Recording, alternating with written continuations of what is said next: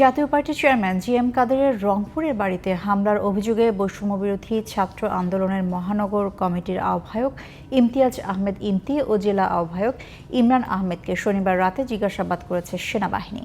হঠাৎ সেখানে উপস্থিত হয়ে বৈষম্যবিরোধীদের পক্ষে অবস্থান নেন এনসিপি নেতা সার্জিস আলম।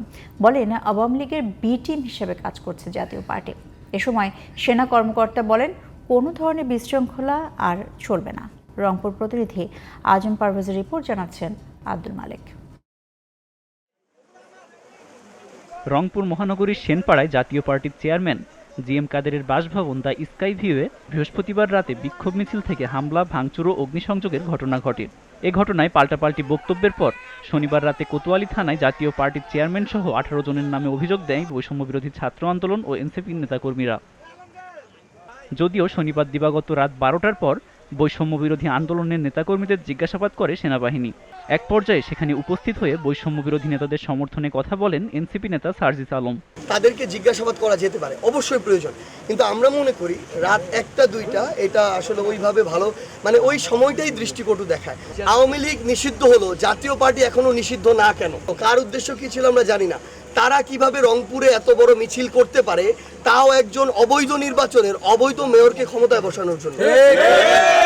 তৃতীয়ত, অন্য দলের নেতাকর্মীরা যখন তাদের জায়গা থেকে এখানে বিক্ষোভ মিছিল করে, সেই বিক্ষোভ মিছিলে কারা প্রথম সশস্ত্র হামলা চালিয়েছে, যদি তদন্ত বা অনুসন্ধান করতে হয় প্রথমে সেটা করতে হবে।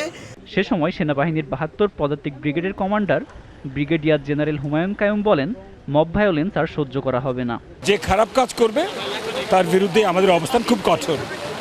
আপনি কোনোভাবেই মানুষের ক্ষতি হয়, ভ্যান্ডালিজম করা, কোনো কিছু ভেঙে ফেলা, এই জিনিসগুলো করার কোনো অবকাশ আমাদের অবস্থানকালীন সময় নেই। প্রায় 2.5 ঘণ্টাব্যাপী জিজ্ঞাসাবাদের সময় সেখানে উপস্থিত ছিলেন রংপুর মহানগর বিএনপির আহ্বায়ক শামসুজ্জামান শামু, সদস্য সচিব মাহফুজুন নবী সহ স্থানীয় নেতাকর্মীরা। প্রয়োজনীয় তদন্ত শেষে দোষীদের বিরুদ্ধে ব্যবস্থা নেওয়ার আহ্বান জানান তারা। ওনারা আমাদের কাছে সহযোগিতা চাইছেন, আমরা ওনাদেরকে সহযোগিতা করব।